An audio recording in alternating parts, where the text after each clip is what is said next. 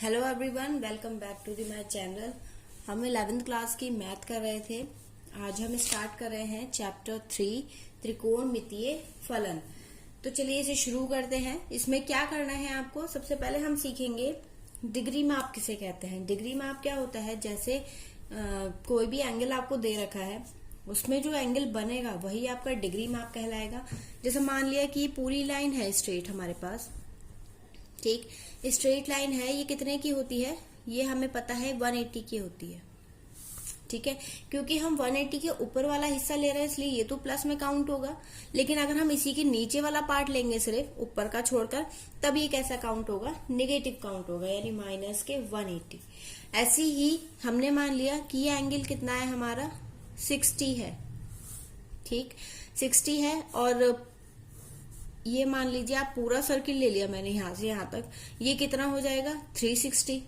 अब अगर कंडीशन ऐसी आती है कि हम इसमें का पूरी वैल्यू लेके चले, मतलब ये रिपीट हो रहा है इतना पार्ट इसका, ठीक, इतना पार्ट जब रिपीट होगा तो हमें पता है कि ये आधा सर्किल कितना है पूरा 360, और इसमें 60 और प्लस कर देंगे, यानी टोटल कितना बन जाएगा 420।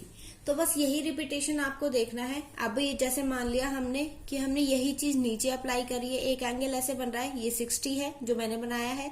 अगर हम इसको इस टाइप से लेंगे, देखिए यहाँ पे जो लिया था मैंने ऊपर से लिया था, ठीक, इसलिए ये प्लस था। अगर इसी चीज को मैं नीचे करके लूंगी तो ये कितना हो जाएगा 360, कैसा, माइनस का, क्योंकि नीचे की साइड से लेके चल रहा है। और यही अगर आगे बढ़ गया और इसे रिपीट कर लिया तब क्या हो जाएगा, माइनस के 420। कोई भी एंगल क्यों ना हो, मान लिया 30 है तो ये नीचे की साइड ले रहे हैं हम, ठीक, तो वो क्या कहलाएगा हमारा, माइनस का 30 कहलाएगा।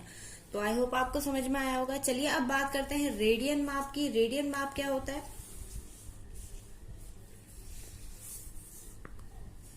रेडियन माप, रेडियन माप क्या होता है, क्योंकि वृत्त केंद्र पर एक कोण बनाता है। कैसे कोण बनाता है, जैसे हमने मान लिया कि ये सर्किल है हमारा, यहाँ पे हमने एक पॉइंट, सेंटर पॉइंट दे दिया इसका। अब मैंने इस पे कोई भी लाइन नहीं खींची है, तो ये पॉइंट जो है पूरे सर्किल के साथ कोण बनाएगा। पूरे सर्किल के साथ जब कोण बनाएगा तो यहाँ पर मैंने अभी आपको बताया था कि जब पूरा घूमेगा ये गोल गोल तो कितना बनाता है 360, इसलिए एंगल कितना बनेगा 360 का एंगल बनेगा बिना किसी डिवाइडेशन के, जिसकी माप कितनी होती है 360 होती है। या फिर हम 360 को लिख सकते हैं,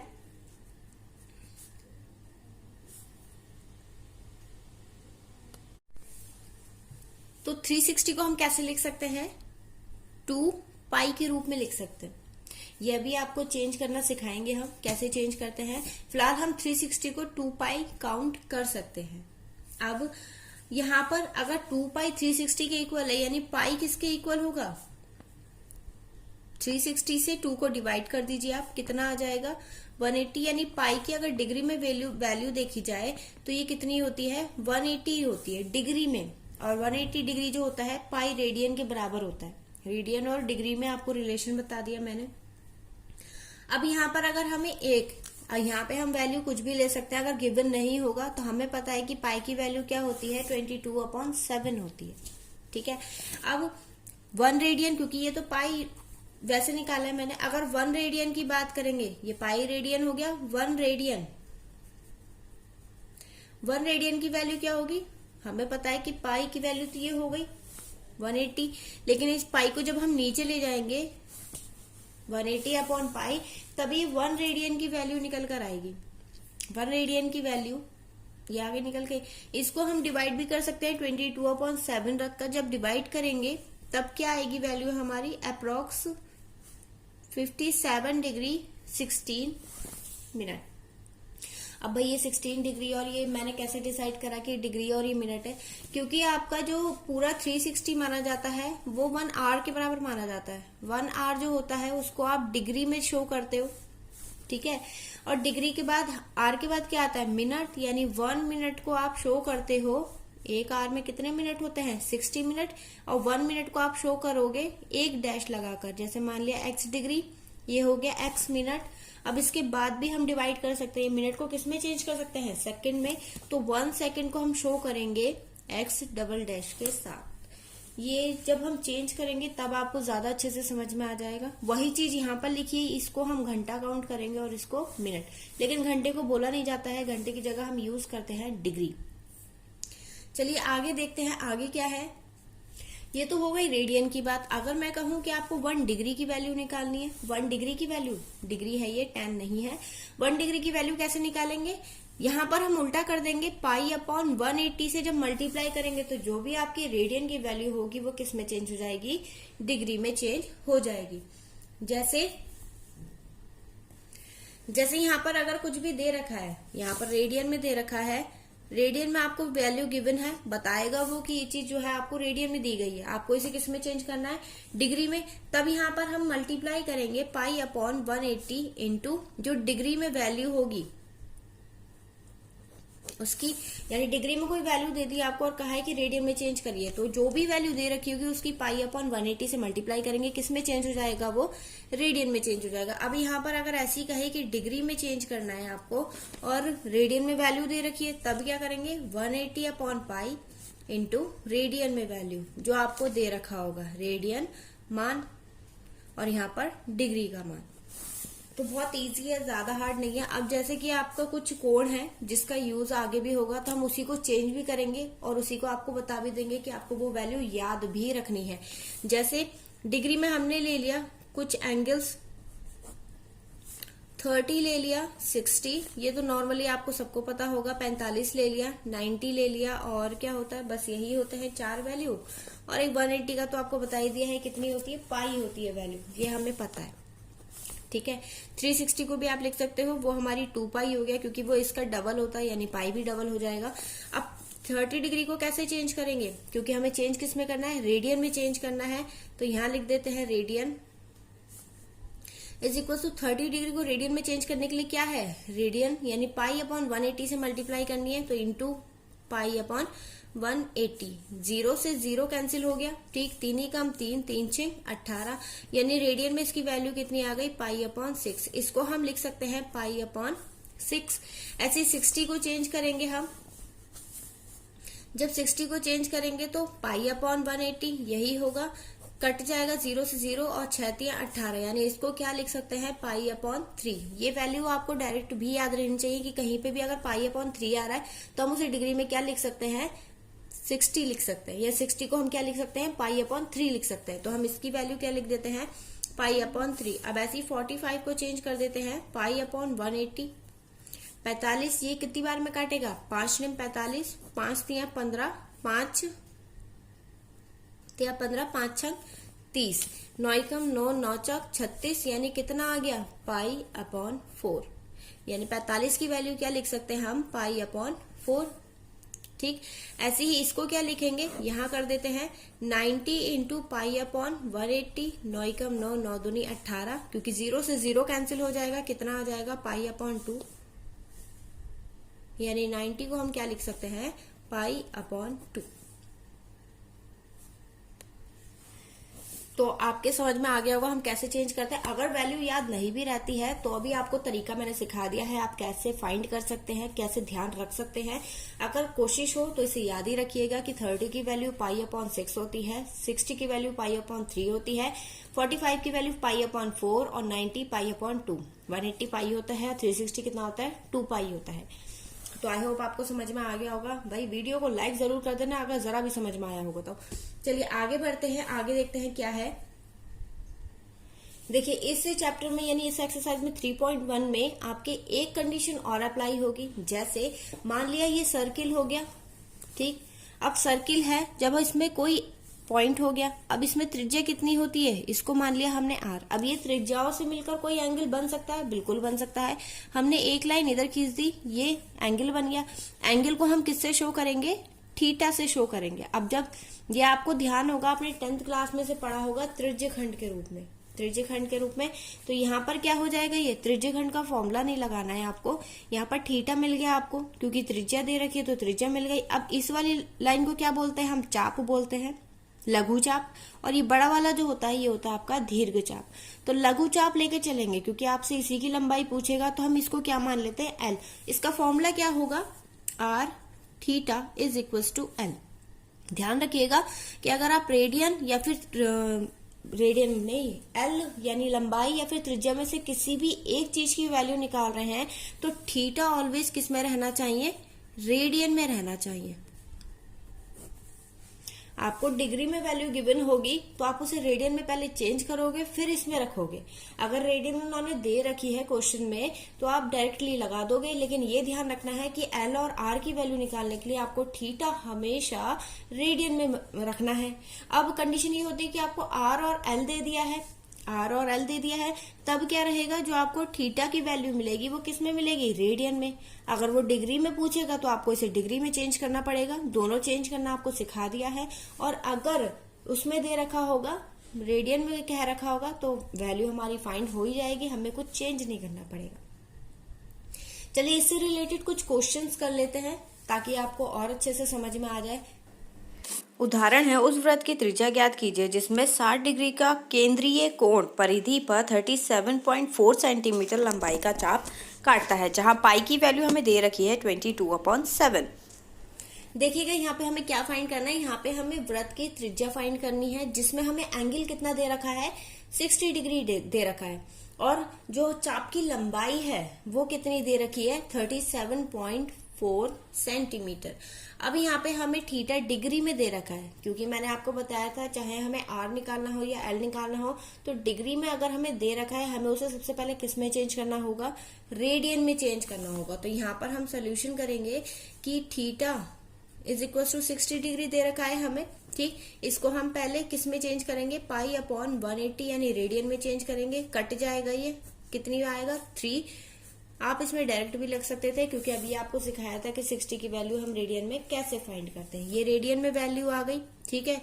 और इसमें हम पाई की वैल्यू 22/7 लगा सकते हैं रेडियन में चेंज करने के लिए, क्योंकि हमें त्रिज्या चाहिए और त्रिज्या पाई में तो निकलेगी नहीं।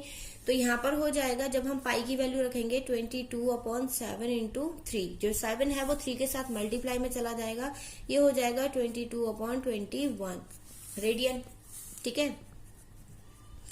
अब हमें थीटा मिल गया रेडियन में। एल कितना दे रखा है हमें, एल गिवन है 37.4 सेंटीमीटर। आर फाइंड करना है, फॉर्मूला क्या होता है आपका, r theta is equal to L.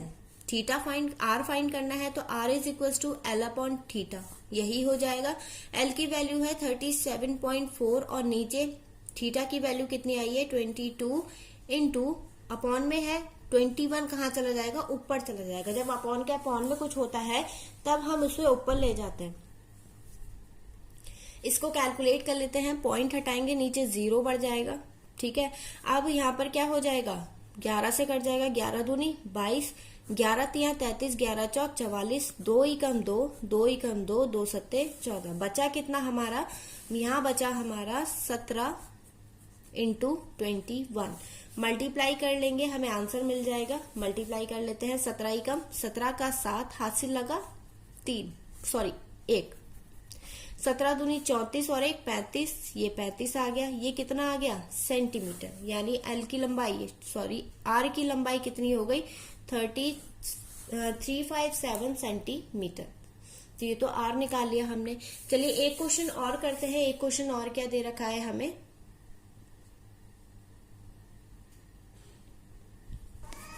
एक घड़ी में मिनट की सुई 1.5 सेंटीमीटर लंबी है जिसकी नोक 40 मिनट में कितनी दूरी जा सकती है, ये आपको बताना है। यहाँ पे पाई का मान 3.14 रखना है। देखिएगा इसमें क्या दे रखा है, जो हमारी घड़ी की सुई है मिनट वाली, उसकी लंबाई हमें दे रखी है। जैसे मान लिया हमने यहाँ पर एक घड़ी बना ली और ये सुई है, यहाँ पर है ये, ठीक। इसकी पूरी लंबाई कितनी है 1.5 सेंटीमीटर दे रखी है। तो ये क्या मानी जाएगी, हमारी सर्किल की त्रिज्या मानी जाएगी। यानी आर आपको मिल गया, आर कितना मिल गया 1.5 सेंटीमीटर। और उसके बाद दे रखा है कि ये जो है 40 मिनट चलती है। अब ये मान लिया 12 पे है अभी, ठीक। 1 2 3 4 5 6 7 8 9 10 11 और ये 12, ठीक है। घड़ी थोड़ी सेट कर लीजिएगा आप। यहाँ पर कह रहा है वो 40 मिनट चल रही है, तो 40 कैसे बैठेगा, 5 10 15 20 25 30 35 40, यानी सुई बाद में किस पे आ गई, 8 पर आ गई। उसने कितने डिग्री का कोण बनाया होगा ये हमें खुद फाइंड करना है। कैसे फाइंड करेंगे, हमें पता है कि जैसे पूरा सर्किल कितने का घूमता है, मिनट लेके चलना है, तो पूरे सर्किल को हम मानेंगे कि जो सुई है वो 1 घंटे में कितने मिनट घूम रही है, 60 मिनट घूम रही है। तो 60 मिनट में वो कितना चक्कर लगा रही है, 360 डिग्री का घूम रही है पूरा ओवरऑल। ठीक है, ऐसे पूरा अगर घूमेगी तो 360 हो जाएगा। अब यहाँ पर हमें 1 मिनट का निकालना है, तो 1 मिनट का निकालने के लिए जो होगा क्या बनेगा, 360/60 कट कर कितना आएगा, 6 डिग्री। यानी 1 मिनट में बना कोण कितना होगा, 6 डिग्री। हमें कितने में निकालना है, 40 मिनट में। तो 40 मिनट में कोण कितना आ जाएगा, 40 मिनट में बना कोण इज इक्वल टू होगा 6 × 40 मिनट। जब मल्टीप्लाई करेंगे कितना हो जाएगा, 6 चौक 24 यानी 240 डिग्री का कोण बन गया। अब हमें फाइंड क्या करना है, हमें एल फाइंड करना है। एल कैसे फाइंड करेंगे, सबसे पहले तो एल फाइंड करना है, यानी हमें इसको किस में चेंज करना पड़ेगा, रेडियन में चेंज करना पड़ेगा। चलिए रेडियन में चेंज कर लेते हैं। तो थीटा इज इक्वल टू 240 × π/180। 0 से 0 कैंसिल हो गया, 6 × 18, 6 चौक 24, यानी आंसर कितना आ गया, 4π/3 रेडियन में आ गया ये वैल्यू हमारी। पाई की वैल्यू हम क्वेश्चन में लगा देंगे। अब देखिएगा इसमें एक कंडीशन और दे रखी है कि तय की गई दूरी, जो दूरी वो तय कर रहा है, पूरा सर्किल तो तय नहीं कर रहा ना, पूरे सर्किल का कितना भाग तय कर रहा है, ये वाला पूरा पार्ट जो कहलाएगा इसका 2/3 पार्ट तय कर रहा है। अब इसको कैसे चेक करेंगे कि कितना करा है इसने, तो वही चीज हमें फाइंड करनी है, हमें एल ही फाइंड करना है कि उसने पूरी ओवरऑल दूरी कितनी तय की।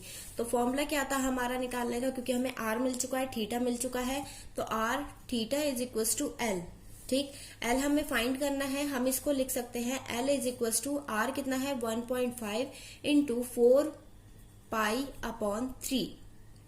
ये कट जाएगा, नीचे 0 आ जाएगा, यहाँ पर हो जाएगा 3 × 3, 3 पंजे 15, और ये 5 × 5, 5 दूनी 10, और ये 2 दूनी 4, यानी आंसर कितना आ गया हमारा 2π।